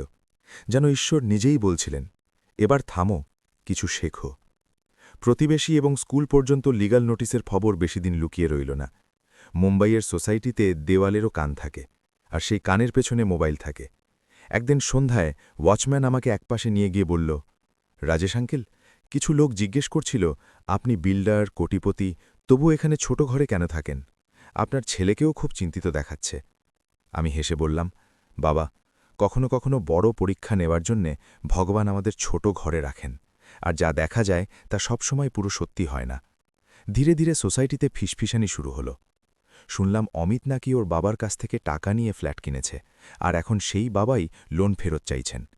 আরে বাবা তো দেবতার মতো হয়, যদি তার কাছ থেকে এমনটা করতে হয়ে থাকে তাহলে বাড়িতে কতটা কি ভুল হয়েছে কে জানে। এই আলোচনা সিয়া আর আয়ুষের স্কুল পর্যন্তও পৌঁছে গেল। একদিন সিয়া উদাস মুখে বাড়ি ফিরল। আমি জিজ্ঞেস করলাম, কি হলো মা, আজ ছবি আঁকনি? সে নিচু গলায় বলল, দাদু, কিছু বাচ্চা বলল যে তোমাদের বাড়িতে টাকা নিয়ে ঝগড়া চলছে, তোমার বাবা নাকি তোমাকে বাড়ি থেকে বের করে দিয়েছে। আমি ওদের কি বলবো? আমার ভেতরে ঝড় উঠল, কিন্তু আমি নিজেকে সামলে নিলাম এবং জিজ্ঞেস করলাম, তুমি কি বলেছ? সে আমার চোখের দিকে তাকিয়ে বলল, আমি শুধু এটুকু বললাম আমার দাদু খারাপ নয়, সে শুধু বাবা মাকে ঠিক ভুল শেখাচ্ছে। ওর কথা শুনে আমার চোখ জলে ভরে গেল। আমি ওকে জড়িয়ে ধরলাম আর ফিসফিস করে বললাম, তুমি একদম ঠিক বলেছ সিয়া, আমি তোমার বাবার ওপর ঘৃণা করি না, আমি শুধু চাই ওরা আবার মানবতা শিখুক। সেই রাতে আমি সিদ্ধান্ত নিলাম, এখন শুধু ভয় দেখানোর পর্ব শেষ হয়েছে, এখন শেখানোর সময় এসেছে। আয়নাটা শেষ সিদ্ধান্ত ছিল না, শেষ সুযোগ ছিল। সেই রাতেই আমি আমার ঘরে বসে কাগজ কলম নিলাম এবং লিখতে শুরু করলাম। একটা চিঠি, আইনি নয়, বাবার। ওপরে লিখলাম, অমিত এবং রিয়ার জন্য চিঠি। চিঠিতে আমি সব খুব পরিষ্কারভাবে কিন্তু রাগ না করে লিখলাম। ওদের কথাগুলো আমাকে কিভাবে আঘাত দিয়েছিল, আমি কেন ইচ্ছে করে নিজেকে সাধারণ দেখিয়েছিলাম, ৫০ লাখ টাকা কিভাবে শুধু প্রথম পরীক্ষা ছিল, আর আজকের লিগ্যাল নোটিস প্রতিশোধ নয়, আয়না কিভাবে। শেষে আমি ৩টে জিনিস স্পষ্টভাবে লিখলাম। ১. আইনি দিক থেকে আমি তোমাদের বিরুদ্ধে পুরোপুরি কেস করতে পারি, কিন্তু আপাতত করছি না। ২. ৫০ লাখ টাকা আদায় করা আমি থামাতে পারি, যদি তোমরা সত্যিই তোমাদের আচরণ বদলাও এবং স্বীকার করো যে তোমরাই ভুল করেছ। ৩. আমার নতুন উইলে তোমরা এখনও আছো, কিন্তু আগের মতো বড় অংশ নিয়ে নয়। ভবিষ্যতে তোমরা বদলালে আমি উইল আবার বদলাতে পারি। যতদিন আমি বেঁচে আছি ততদিন এই অধিকার শুধু আমার। শেষে আমি লিখলাম, অমিত, আমি তোমাকে কখনো শত্রু মনে করিনি, কিন্তু ছেলে হিসাবে তোমাকে হারানোর আগে মানুষ হিসাবে তোমাকে শেষ সুযোগ দিতে চাই। এখন সিদ্ধান্ত তোমার, তুমি তোমার বাচ্চাদের চোখে কেমন বাবা হতে চাও। পরের দিন সকালে নাস্তার টেবিলে আমি চিঠিটা অমিতের সামনে রাখলাম। সে ক্লান্ত গলায় বলল, এটা কি? আমি বললাম, যে উকিল কাগজে লিখতে পারে না সেই সব একা পড়ে বড়, উকিল হয়ে নয়, ছেলে হয়ে। সে কিছু না বলে চিঠিটা নিয়ে নিজের ঘরে চলে গেল। সেই দিন বাড়িতে আর কেউ বিশেষ কথা বলল না। রিয়াও এক অদ্ভুত নীরবতায় ছিল। সন্ধ্যায় সিয়া আমার ঘরে এলো এবং বলল, দাদু, আজ বাবা কাঁদছিল। আমি চোখ বন্ধ করলাম। হয়তো প্রথমবার আইন নয়, বিবেক কথা বলছিল। সেই রাতে ঘুমানোর আগে আমার মোবাইলে একটা মেল এলো, ফ্রম এ মালহোত্রা। সাবজেক্ট, বাবা, আমরা কি কাল দেখা করতে পারি? নিচে শুধু একটা লাইন ছিল, যদি আপনি আমাকে এখনও ছেলের মতো দেখতে পারেন তাহলে আমি কাল সন্ধ্যায় আপনার নতুন বাড়িতে আসতে চাই, ইএমআইয়ের হিসাবে নয়, সম্পর্কের হিসাবে কথা বলতে। আমি স্ক্রিনের দিকে তাকালাম আর মনে হালকা হাসির রেখা ফুটে উঠল। মনে হলো হয়তো এই গল্পটা প্রতিশোধে নয়, প্রলেপে শেষ হবে। সন্ধ্যার নরম হাওয়া জানলা দিয়ে ভেতরে আসছিল। আমি আমার নতুন বাড়ির ব্যালকনিতে দাঁড়িয়েছিলাম, সেই 3 BHK ফ্ল্যাট, যেখানে প্রথমবার আমার মনে হয়েছিল যে এই জায়গাটা আমার, কারো দয়ায় নয়, আমার নিজের ইচ্ছায়। ড্রয়িং রুমে সাধারণ ফার্নিচার ছিল, একটা সোফা, ছোট সেন্টার টেবিল, কোনায় পুজোর ছোট জায়গা, দেওয়ালে ঘড়ি। সবকিছু নতুন ছিল, কিন্তু নিজেকে আমার পরকীয়া মনে হচ্ছিল না, কারণ এখানে আমাকে বোঝা বলার মতো কেউ ছিল না। আমি আবার অমিতের মেলটা খুললাম, সেই লাইনটা, যদি আপনি আমাকে এখনও ছেলের মতো দেখতে পারেন। আমি মেলটা বন্ধ করলাম এবং মনে মনে ভাবলাম অন্তত ও ছেলে শব্দটা এখনও ছাড়েনি, এটাই বড় কথা। দরজার বেল বাজল। এক মুহূর্তের জন্য বুকের ধুকপুকানি বেড়ে গেল। আমি গিয়ে আস্তে করে দরজা খুললাম। সামনে অমিত দাঁড়িয়েছিল। হাতে না ফাইল, না উকিল, না রিয়া, শুধু একটা ছোট ব্যাগ, চোখের নিচে কালো দাগ, আর মুখে লজ্জা, ভয় এবং আশার অদ্ভুত মিশ্রণ। ভেতরে এসো অমিত, আমি আস্তে করে বললাম। সে শান্তভাবে ভেতরে এলো। ঘরের দিকে একবার নজর বোলাল। শান্ত দেওয়াল, ছোট টব, কোনায় রাখা আমার পুরনো চেয়ারটা, যেখানে বসে আমি কখনো তাকে কিছু শেখাতাম। সুন্দর বাড়ি বাবা, সে নিচু গলায় বলল, খুব শান্ত। আমি হাসলাম। হ্যাঁ, এখানে ইএমআই-এর আওয়াজ আসে না। সে আমার কটাক্ষ বুঝতে পারল এবং মাথা নিচু করল। আমি চা বসালাম, 2 কাপ বের করলাম। চিনি কম, সেই পুরনো? আমি জিজ্ঞেস করলাম। সে প্রথমবার হালকা হেসে মাথা নাড়ল। হ্যাঁ জি, যা আপনি সবসময় আমার জন্য বানাতেন। চা নিয়ে আমরা দুজন সোফায় সামনাসামনি বসলাম। অনেকক্ষণ ধরে শুধু চায়ের ধোঁয়া উঠতে থাকল। কোনো শব্দ ছিল না। অবশেষে অমিত নীরবতা ভাঙল। আমি আপনার চিঠি পড়েছি বাবা, সে নিচু গলায় বলল। 3 বার। প্রথমবার রাগে, দ্বিতীয়বার কাঁদতে কাঁদতে, তৃতীয়বার ছেলে হিসাবে। আমি ওর চোখের দিকে তাকালাম। সত্যিই কিছু একটু বদলানো দেখা যাচ্ছিল। শুধু অংশ হারানোর ভয় ছিল না, নিজেকে হারানোর আতঙ্ক ছিল। আর কি বুঝলে? আমি শান্তভাবে জিজ্ঞেস করলাম। সে দীর্ঘশ্বাস নিয়ে বলল, এটা বুঝলাম যে আপনি আমাদের ধ্বংস করতে নয়, আয়না দেখাতে এসেছেন। চাইলে আপনি খুব সহজ উপায়ে আমাদের ভেঙে দিতে পারতেন, কিন্তু আপনি শুধু এটা দেখাতে চেয়েছিলেন যে আমরা যদি বদলাই তাহলে আপনার দরজায় তালা থাকবে না। ওর এই কথা শুনে আমার মন যেন আস্তে করে মাথা নাড়ল। হ্যাঁ, সেটাই। অমিত ব্যাগ খুলল এবং কিছু কাগজ বের করল। এটা কি? আমি জিজ্ঞেস করলাম। সে কাঁপা কাঁপা গলায় বলল, আমার তরফ থেকে প্রচেষ্টার প্রথম পদক্ষেপ। আমি আইনি ভাষা জানি না, ম্যামের মতো লিখতে পারি না। যা পেরেছি করেছি। আমি কাগজটা হাতে নিলাম। ওপরে লেখা ছিল Amit Malhotra, personal commitment note. নিচে তার নিজের শব্দ, সাধারণ, একটু অগোছালো, কিন্তু সৎ। প্রথম লাইন, আমি স্বীকার করছি যে আমি এবং রিয়া দুজনেই আপনার অপমান করেছি, আপনাকে বোঝা ভেবেছি এবং আপনার দেওয়া 50 লাখ টাকাকে নিজের অধিকারের মতো নিয়েছি। এটা ভুল ছিল। দ্বিতীয় লাইন, আইনি দিক থেকেও আমি স্বীকার করছি যে এই টাকাটা প্রযুক্তিগতভাবে লোন হিসেবে ধরা যেতে পারে।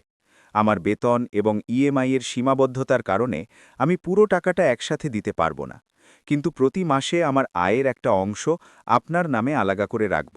এটা শুধু ঋণ শোধ নয়, আপনার সেবার জন্য আমার স্বীকৃতি হবে। তৃতীয় লাইন, আমি আপনার কাছে চাইব না যে সবকিছু আবার আমার নামে করে দিন। কখনো যদি আপনার মনে হয় যে আমি সত্যিই বদলেছি, তাহলে মন থেকে যতটা অংশ দিতে ইচ্ছে করবে সেটা আপনার অধিকার। যদি নাও দিতে চান, তাহলেও সেটা আপনারই অধিকার। নিচে লেখা ছিল, সিয়া ও আয়ুষের ট্রাস্টকে আমি পূর্ণ সম্মানের সাথে স্বীকার করছি। ওরা আপনার নাতি নাতনি। আপনি ওদের ভবিষ্যৎ সুরক্ষিত করেছেন, এর জন্য আমি কৃতজ্ঞ। আমি উত্তরাধিকারী থাকি বা না থাকি। শেষে একটা লাইন ছিল, এই নোট আমি নিজে লিখে সই করেছি, যাতে প্রতি মাসে আমার মনে থাকে যে আমি শুধু টাকার ব্যাপারে নয়, আচরণ বদলানোর প্রতিশ্রুতি দিয়েছি। আমি কাগজটা নিচে রাখলাম এবং অনেকক্ষণ কিছুই বললাম না। অমিত অস্থির হয়ে বলল, আপনি চাইলে মীরা ম্যামের কাছ থেকে এটাকে আইনি রূপ দিতে পারেন, স্ট্যাম্প পেপারে করতে পারেন, আমি রাজি আছি। শুধু এটুকু জেনে রাখুন যে আমি সত্যিই বদলাতে চাই, কারণ কাল সিয়া আমাকে জিজ্ঞেস করেছিল, বাবা তুমি কি দাদুর কাছে ক্ষমা চাইবে? আর আমার কাছে কোনো উত্তর ছিল না। ওর চোখ থেকে জল গড়িয়ে পড়ল। ওকে আর সেই আত্মবিশ্বাসী স্যুট বুট পরা মানুষ মনে হচ্ছিল না, নিজের কাছে হেরে যাওয়া ক্লান্ত একটা ছেলে মনে হচ্ছিল। আমি আস্তে করে জিজ্ঞেস করলাম, রিয়া কোথায়? সে চোখ মুছে বলল, আমি বেরোনোর সময় সে বলেছিল, যদি তুমি শুধু টাকার ব্যাপারে কথা বলতে যাও তাহলে যেও না, আর যদি মন থেকে যাও তাহলে যা করবে করো, আমাকে আগে থেকে জানানো জরুরি নয়। শুধু এটুকু মনে রেখো, যে সিদ্ধান্তই হোক তার প্রভাব বাচ্চাদের ওপর পড়বে। আজকের দিনের জন্যে হলেও সে অহংকার সরিয়ে রেখেছে। হয়তো তারও ভেতর থেকে ভয় লেগেছে, হয়তো লজ্জাও, কিন্তু এখনও আপনার সামনে আসার সাহস সঞ্চয় করতে পারেনি। আমি হালকা করে মাথা নিচু করলাম। অন্তত তার এখনও এটুকু অনুভূতি আছে যে বাচ্চাদের ওপর প্রভাব পড়বে। কখনো কখনো এই অনুভূতিই পরিবর্তনের সূচনা হয়। কিছুক্ষণ নীরবতা রইল, তারপর আমি ধীরে ধীরে বলতে শুরু করলাম, অমিত, তুমি জানো আমি নোটিশ কেন পাঠিয়েছিলাম? সে না ভেবেই বলল, ভয় দেখানোর জন্যে। তারপর থামল। না, হয়তো শুধু ভয় দেখানোর জন্যে নয়, জাগানোর জন্যে। আমি হাসলাম। ভয় পাওয়া আর জেগে ওঠার মধ্যে পার্থক্য আছে। ভয় মানুষকে পালিয়ে যেতে বাধ্য করে, আর জেগে ওঠা তাকে বদলাতে বাধ্য করে। আমি তোমাকে পালিয়ে যেতে দেখতে চাইনি, তাই নোটিশের সাথে চিঠি দিয়েছিলাম, যাতে তুমি শুধু টাকার অঙ্ক নয়, সম্পর্কটাও দেখতে পাও। সে শান্তভাবে শুনতে থাকল। আমি দীর্ঘশ্বাস নিলাম এবং সেই কথাগুলো বললাম যা হয়তো আমি নিজেও শুনতে চাইছিলাম। অমিত, আমি তোমাকে ধ্বংস করব না। সে মাথা তুলে তাকাল, মুখে বিস্ময়, স্বস্তি আর সন্দেহ তিনটেই। আমি এখনই লিগ্যাল নোটিশ তুলে নেব না, আমি স্পষ্টভাবে বললাম, কারণ সেটা তোমাকে মনে করিয়ে দেবে যে ভুলটা কতটা বড় ছিল। কিন্তু আমি তার রূপ বদলাব। আমি তোমার কাছ থেকে 50 লাখ নগদ চাইব না, তার বদলে তুমি এটা করবে। আমি আঙুলে পয়েন্ট গুনতে লাগলাম। প্রথমত, প্রতি মাসে ইএমআই, গাড়ি এবং লাইফস্টাইলে খরচ করার আগে একটা নির্দিষ্ট পরিমাণ টাকা সিয়া ও আয়ুষের নামে আলাদা করে রাখবে। সেটা আমার বাড়িতে আসবে না, সরাসরি ওদের ট্রাস্ট অ্যাকাউন্টে যাবে। এটা ভেবে নাও আমার কাছ থেকে নেওয়া টাকা আমাকে নয়, তোমার নিজের বাচ্চাদেরই দিচ্ছ। এই রিং আমার নয়, তোমার বাচ্চাদের। অমিত আস্তে করে জিজ্ঞেস করল, কত টাকা? আমি বললাম, সেটা মিরাজি এবং সেন সাহেবের সাথে বসে ঠিক করব। এতটাও নয় যে তুমি ভেঙে পড়বে, আর এত কমও নয় যে কোনো ফারাকি পড়বে না। দ্বিতীয়ত, তুমি আর রিয়া দুজনেই 6 মাস ফ্যামিলি কাউন্সেলিং করবে, মাসে অন্তত 2 বার। সেখানে শুধু বাবা রেগে গেছেন এটুকু বললে চলবে না, তোমাদের বলতে হবে যে তোমরা তোমাদের প্রবীণদের সম্পর্কে কিভাবে কথা বলেছ, তাদের কিভাবে বোঝা বলেছ, স্পেসের নামে কিভাবে দূরত্ব তৈরি করেছ, এই সব। যদি তোমার ভেতরে সত্যিই লজ্জা থাকে, তাহলে এটা তোমার জন্য শাস্তি নয়, চিকিৎসা হবে। অমিতের নজর নিচেই রইল, সে শুধু মাথা নাড়তে পারল। তৃতীয়ত, যেদিন তুমি তৈরি হবে সেদিন আমার সামনে নয়, নিজেদের বাচ্চাদের সামনে স্বীকার করবে যে তুমি যা করেছ সেটা ভুল ছিল। সিয়া আর আয়ুষের কাছে সরাসরি ক্ষমা চাইবে, কারণ আসল বিষ সেখানেই ছড়ায়, যখন বাচ্চারা শেখে যে দাদু ঠাকুমারা বোঝা হয়। তখন কাল তারা এই একই শব্দ বাবা মায়ের জন্য ব্যবহার করবে। অমিতের চোখে জল ভরে এলো। আমি কি এতটা দুর্বল হয়ে গিয়েছিলাম বাবা? আমি মৃদু স্বরে বললাম, দুর্বলতা থেকেই ভুল হয় বাবা, কিন্তু ভুল করার পর যে মানুষটা উঠে দাঁড়িয়ে বলে, হ্যাঁ আমি ভুল করেছি, সেই আসল মজবুত মানুষ। আমার পারফেক্ট ছেলে চাই না, শুধু এইটুকু চাই যে তুমি যখন তোমার বাচ্চাদের সামনে দাঁড়াবে তখন যেন নিজের প্রতি তোমার লজ্জা না হয়। সে এবার মন খুলে কাঁদল। আটকে থাকা এই কান্নাগুলো দেখা যতটা কষ্টদায়ক ছিল ততটা প্রয়োজনীয়ও ছিল। কিছুক্ষণ পর সে শান্ত হলে আমি শেষ কথাটা বললাম, উইলের ব্যাপারে বলতে গেলে তুমি এখনও তাতে আছো অমিত। আগে সবটাই তোমার ছিল, এখন নয়। চ্যারিটি এবং ট্রাস্টের জন্য যা ঠিক হয়েছে সেটা তেমনই থাকবে, কিন্তু তোমার অংশের ওপর আমি তালা লাগাবো না। আমি সেটাকে জানালার মতো রাখব, খুলতেও পারি, বন্ধও করতে পারি। যেদিন আমার মনে হবে যে তুমি আমার ব্যাংক ব্যালেন্সের জন্য নয়, আমার মনের জন্য ছেলে হয়েছ, সেদিন ওই জানালাটা আরও বেশি খুলে যাবে। অমিত কাঁপা কাঁপা গলায় বলল, তার মানে এখনও একটু আশা আছে? আমি ওর কাঁধে হাত রাখলাম। যতদিন বাবা বেঁচে আছে ততদিন ছেলে আশার বাইরে যায় না, কিন্তু সীমারেখা অবশ্যই তৈরি হয়। আমি এখন তোমার বাড়িতে ফিরে যাব না যতদিন না তুমি সত্যিই প্রস্তুত হচ্ছ, কিন্তু আমার দরজাও তোমার জন্য বন্ধ থাকবে না। তখনই আমার মোবাইল ভাইব্রেট করল। সিয়ার ভিডিও কল ছিল। আমি স্ক্রিন অন করলাম। দাদু, তুমি তোমার নতুন বাড়িতে? আমি হেসে বললাম, হ্যাঁ মা, আর দেখো আমার সামনে কে বসে আছে। আমি ক্যামেরা ঘোরালাম। সিয়া ওর বাবাকে চোখ ভরে কাঁদতে দেখল এবং সে অবাক হয়ে গেল।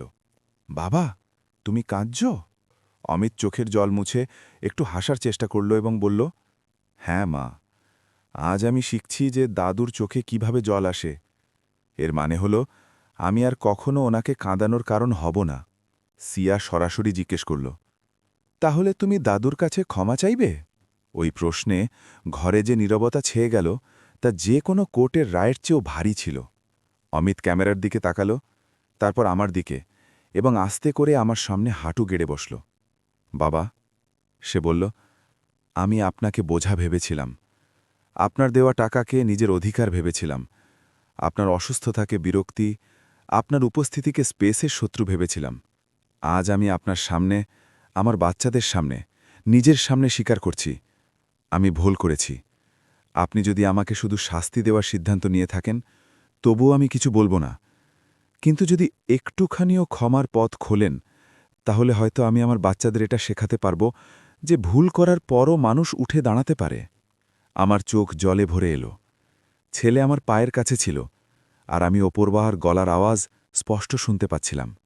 তুমিও তো কতবার ভুল করে আমার কাছে ফিরে এসেছ। আমি তোমাকে প্রতিবার তুলে ধরেছি। এবার তোমার পালা। আমি কাপা কাপা হাতে অমিতের কাঁধ ধরলাম, ওকে দাঁড় করালাম এবং বুকে জড়িয়ে নিলাম। শাস্তি তুমি পেয়েছ বাবা, আমি নিচু গলায় বললাম। এবার শেখার এবং সুযোগের পালা। 50 লাখের আসল হিসাব এখন আর কাগজে নয়, তোমার আচরণে থাকবে। তুমি যেমন ছেলে হয়ে উঠবে, আমি হুইলে তেমনই লিখতে থাকব। আর ক্ষমার কথা বললে, সেটা তো এখনই শুরু হয়ে গেছে। স্ক্রিনে সিয়া হাততালি দিচ্ছিল। ইয়ে, বাবার দাদু বন্ধু হয়ে গেছে। এতদিন ধরে বুকে চেপে রাখা পাথরটা হালকা হয়ে গেছে মনে হলো। এখনও সব ঠিক হয়নি।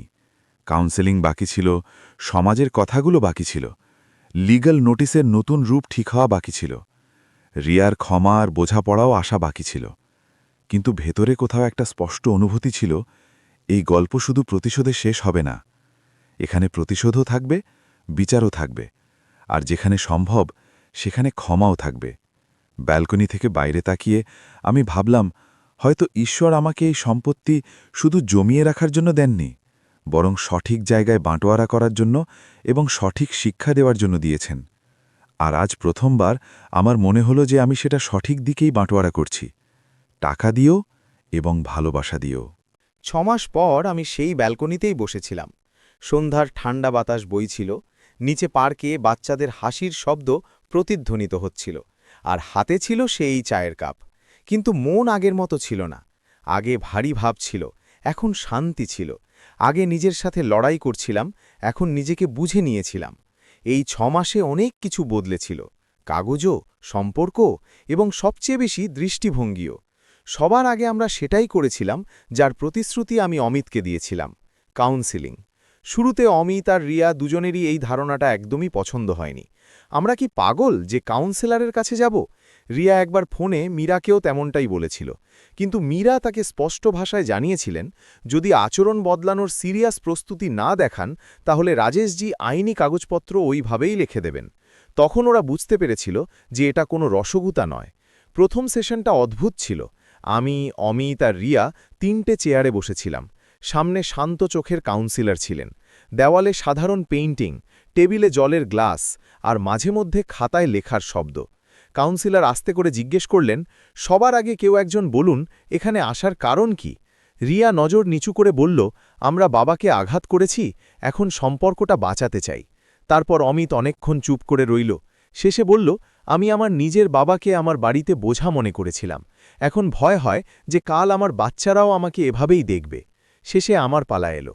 আমি দীর্ঘশ্বাস নিয়ে বললাম, আমি আমার ছেলে বৌমাকে ঘৃণা করতে চাই না, কিন্তু আমি যেন নিজেকে আবার ভাড়ার ঘরে থাকা অকেজো বুড়ো না ভাবি। আমি এটা শিখতে চাই যে প্রতিশোধ না নিয়ে কিভাবে সীমা নির্ধারণ করা যায়। কাউন্সেলর কিছু নোট করলেন এবং হেসে বললেন, 3 জনেই বদলাতে চান, এটাই সবচেয়ে বড় পদক্ষেপ। এবার ধীরে ধীরে এগোব। 6 মাস ধরে আমরা সেখানে যেতে থাকলাম। কখনো তিক্ত কথা বেরিয়ে এলো, কখনো পুরনো ঘা খুলল, কখনো চোখের জল বয়ে গেল, কখনো আমরা চুপচাপ বসে রইলাম। কাউন্সেলর বারবার একটাই কথা বলতেন, কষ্ট লুকিয়ে রাখলে সেটা বিষ হয়ে যায়, বলে কেঁদে মেনে নিয়ে বাঁচলে সেটা শিক্ষা হয়ে যায়। ধীরে ধীরে রিয়াও খোলাখুলি কথা বলতে শুরু করল। একদিন সে সরাসরি আমার দিকে তাকিয়ে বলল, বাবা, আমি আপনাকে কখনো এটা বলতে পারিনি। আমার সবসময় ভয় হতো যে আপনি অমিতের চেয়ে সিয়া আয়ুষকে বেশি ভালোবাসেন। আমি নিজেই ক্লান্ত থাকতাম। বাচ্চারা, সংসারের খরচ, আপনার অসুস্থতা সব একসাথে ছিল। সেই চাপে আমি আপনাকে বোঝার মতো কথা বলেছিলাম। কিন্তু সত্যি বলতে, যদি আপনি এই বাচ্চাদের জন্য ট্রাস্ট না বানাতেন, তাহলে হয়তো আমি আজও শুধু টাকার পেছনেই ছুটতাম। আপনি আমাকেও আয়না দেখিয়েছেন। সেই দিন প্রথমবার আমাকে শুধু একজন বুড়ো বাবা হিসেবে নয়, একজন মানুষ হিসেবে শোনা হচ্ছিল।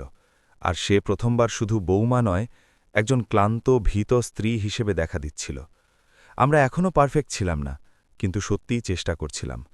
এর চেয়ে বড় প্রতিশোধ এই গল্পের হতে পারত না। কাগজ, যা আগে ভয়ের কারণ ছিল, এখন নিরাপত্তার রূপ নিচ্ছিল। কয়েক সপ্তাহ পর আবার মিরাজির অফিসে বসতে হলো। এবার পরিবেশ আগের মতো ভারী ছিল না। সামনে সেই মোটা ফাইলটাই ছিল, কিন্তু আমার মুখে তিক্ততা ছিল না। তাহলে রাজেশজি, আমাদের নোটিশ এবং উইল দুটোর মধ্যেই পরিবর্তন করতে হবে, যাতে আপনার বার্তাও থাকে এবং সম্পর্কেরও সুযোগ মেলে। আমরা তিনজন, আমি, অমিত এবং মীরা, একই টেবিলে বসেছিলাম। আমি বললাম, মীরাজি, 50 লাখের বিষয়টা এখন অন্যভাবে দেখতে চাই। আমি এই টাকা নগদে ফেরত চাই না। এই অঙ্কটা যেখান থেকে ভুল শুরু হয়েছিল সেখান থেকেই পূরণ হোক, পরিবারের দায়িত্বের মাধ্যমে। মীরা বললেন, মানে? আমি অমিতের দিকে তাকিয়ে বললাম, যেমন ঠিক হয়েছিল সেভাবেই প্রতি মাসে অমিত নিজের আয় থেকে একটা নির্দিষ্ট পরিমাণ টাকা সিয়া আয়ুষের ট্রাস্টে ফেলবে। মোট অঙ্ক 50 লাখের সমান বা তার বেশি না হওয়া পর্যন্ত এই লোন শোধ হয়েছে বলে মানা হবে না। এইভাবে 50 লাখের আসল মূল্যও পূর্ণ হবে আর বাচ্চাদের ভবিষ্যতও মজবুত হবে। আমার টাকা চাই না, আমার অ্যাকাউন্টেও চাই না। আমার অংশ আমি আগেই ঈশ্বরের নামে করে দিয়েছি। অমিতের চোখে চমক এলো। মানে, বাবা, আপনি আমার কাছ থেকে সরাসরি কিছুই নেবেন না? আমি হাসলাম। আমি সারা জীবন তোমাকে দিয়েছি। এখন শেষে তুমি নিজের বাচ্চাদের এবং সমাজকে দিতে শিখবে, এটাই আমার লাভ। মীরা নোট করতে করতে বললেন, তাহলে আমরা লিগ্যাল নোটিস আনুষ্ঠানিকভাবে বদলে ফেলি। এখন এটা রিকভারি নোটিস না থেকে ফ্যামিলি সেটেলমেন্ট এবং কমিটমেন্টের অংশ হয়ে যাবে। দুই পক্ষ রাজি থাকলে কোর্টের আর দরকারই পড়বে না। তারপর তিনি উইলের ফাইলটা খুললেন। এবার উইল, তিনি বললেন, পুরনো ড্রাফটে আপনি অমিতের অংশ খুব কমিয়ে দিয়েছিলেন। এখন কি রাখবেন? আমি একটু ভেবে বললাম, আগে যেমন ঠিক হয়েছিল, বড় অংশ ট্রাস্ট এবং চ্যারিটির জন্য। সিয়া আর আয়ুষের নিরাপদ ভবিষ্যৎ সবার ওপরে। অমিত এবং রিয়ার জন্য ছোট কিন্তু পরিষ্কার অংশ, যাতে ওদের মনে হয় যে আমি ঘৃণা থেকে নয়, ন্যায় বিচার থেকে সিদ্ধান্ত নিচ্ছি। কিন্তু একটা লাইন যোগ করুন, এই অংশটা নির্দিষ্ট, তবে আচরণ ভালো থাকলে আমি আমার জীবদ্দশায় অতিরিক্ত উপহার দিতে পারি, আর না দেওয়ার অধিকারও আমার কাছেই থাকবে। অমিত মাথা নাড়াল। আমি এতে রাজি আছি বাবা। আমি তো আগেই সব আপনার কাছ থেকে কেড়ে নেওয়ার চেষ্টা করেছিলাম। এখন যা কিছু পাব আশীর্বাদই হবে। মীরা হেসে বললেন, খুব কম কেস এমন হয় যেখানে মানুষ কোর্টের আগেই মানুষ হিসেবে বসে যায়। এটা তেমন একটা কেস। ফাইল বন্ধ হল। কাগজ ওখানেই রইল, কিন্তু অর্থ বদলে গেল। আগে যেগুলো ভয় ছিল, এখন সেগুলো দায়িত্ব এবং নিরাপত্তা হয়ে দাঁড়িয়েছিল। কিছুদিন পর প্রথমবার সিয়া আর আয়ুষ আমার নতুন বাড়িতে রাত কাটাল। রিয়া ওদের তৈরি করে দিয়েছিল, ছোট ব্যাগ, বইপত্র, কোনো খেলনা। অমিত ওদের ছাড়তে এসেছিল এবং দরজায় দাঁড়িয়ে বলল, বাবা, যদি আপনার মনে হয় যে এরা খুব জ্বালাতন করছে, তাহলে ফোন করবেন, আমি এসে নিয়ে যাব। আমি হেসে বললাম, যখন ঘরে বাচ্চাদের হাসির শব্দ ভরে যায়, তখন একাকিত্বের দেওয়ালগুলোও হাসতে শুরু করে। তুমি যাও, কাল সকালে আমাদের সাথে চা খাবে। সেই রাতে আমরা খুব সাধারণ কিন্তু আনন্দের দিওয়ালি পালন করলাম। কাগজের লণ্ঠন, ছোট ছোট প্রদীপ আর ব্যালকনিতে দাঁড়িয়ে দূরে দেখা যাওয়া বাজি পোড়ানোর আলো। সিয়া রঙ্গোলি বানালো, একটু আঁকাবাঁকা কিন্তু মিষ্টি।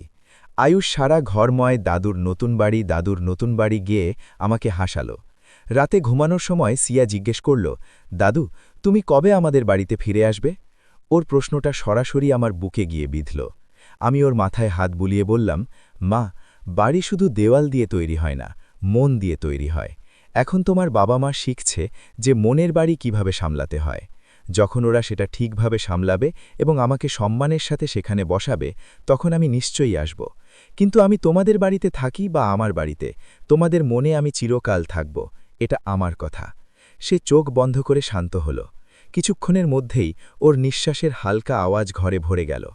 আমি ছাদের দিকে তাকিয়ে ভাবলাম, ঈশ্বরকে ধন্যবাদ, এই গল্পটা অন্তত এ পর্যন্ত পৌঁছল।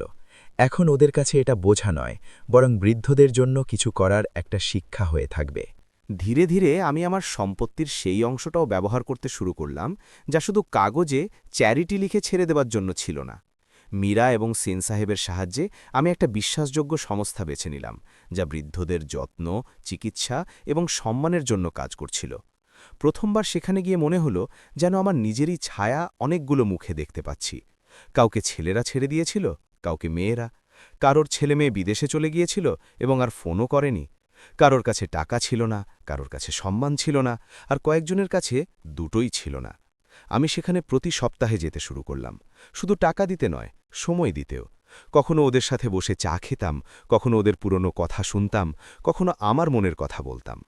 একবার কেউ একজন জিজ্ঞেস করল, ভাই সাহেব, আপনাকে তো বেশ শিক্ষিত এবং সচ্ছল মনে হয়, তাহলে এখানে কেন আসেন?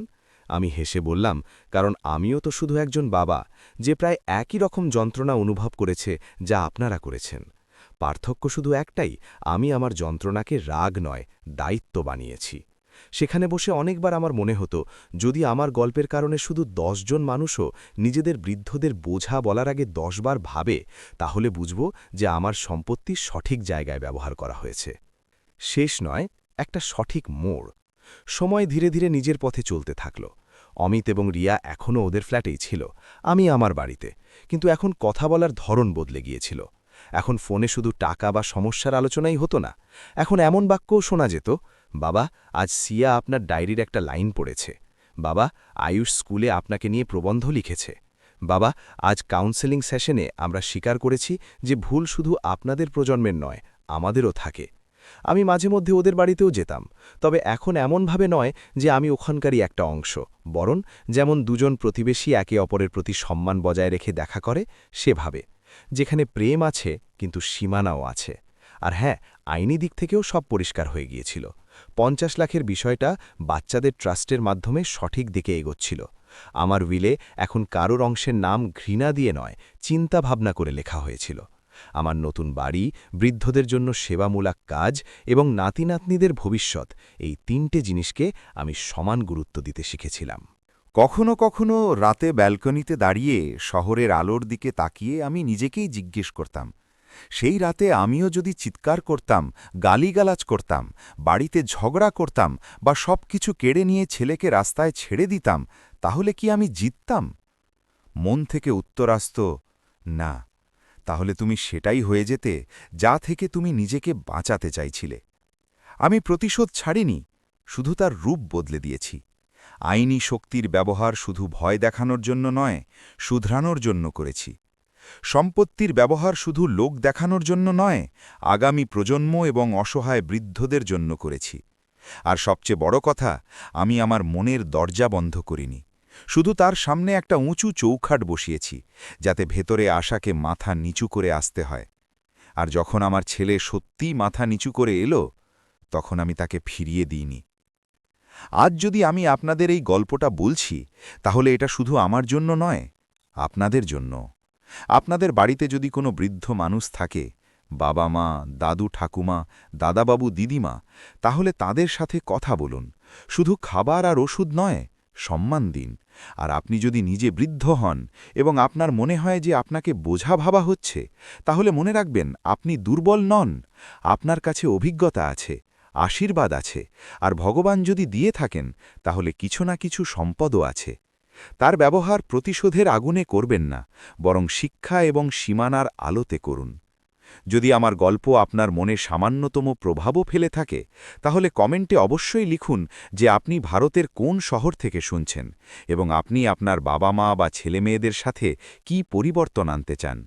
আর হ্যাঁ, এরকমই সত্যি বেদনাদায়ক কিন্তু আশায় ভরা গল্প শোনার জন্য এই চ্যানেলটা অবশ্যই সাবস্ক্রাইব করুন, কারণ এখানে আমরা শুধু প্রতিশোধ নয়, বিচার এবং ক্ষমা দুটোই দেখাই। আমার গল্প এখানে শেষ হচ্ছে না, শুধু একটা সঠিক মোড়ে এসে দাঁড়াচ্ছে। পরের লাইনগুলো এবার আমার নাতি নাতনি আর আমার ছেলে লিখবে। আমি তো ওপর থেকে বসে হাসতে হাসতে দেখতে থাকব যে এই বুড়োর পরীক্ষা থেকে ওরা সত্যিই কিছু শিখল কিনা। বন্ধুরা, আমি আশা করি আপনাদের আমাদের গল্পটি ভালো লেগেছে। যদি গল্পটি ভালো লাগে, তাহলে ভিডিওটিতে লাইক করুন, চ্যানেলে নতুন হলে চ্যানেলটি সাবস্ক্রাইব করুন এবং হ্যাঁ, নোটিফিকেশন বেল টিপতে একদম ভুলবেন না, যাতে আপনারা পরবর্তী আপডেটগুলো সবার আগে পান। আপনার মূল্যবান সময় দিয়ে গল্পটি শোনার জন্য অনেক অনেক ধন্যবাদ। আবার দেখা হবে এরকমই একটি নতুন গল্পের সাথে। ধন্যবাদ।